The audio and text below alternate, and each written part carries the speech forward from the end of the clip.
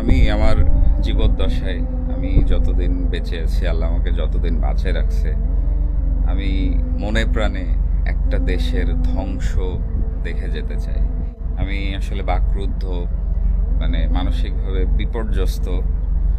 ভালো লাগে না এই সমস্ত কিছু দেখে, এই সমস্ত কিছু চিন্তা করে ভালো লাগে না। একটু আগে একটা ভিডিও দেখলাম, একজন হতভাগ্য পিতা তার 1-1.5 বছর বয়সী বাচ্চার বাচ্চার মানে মস্তকহীন, মাথাবিহীন মৃতদেহ নিয়ে তার হাতের ওপরে সে আকাশের দিকে তাকিয়ে প্রলাপ বকতেছে। আমার ছেলেটাও একই বয়সী।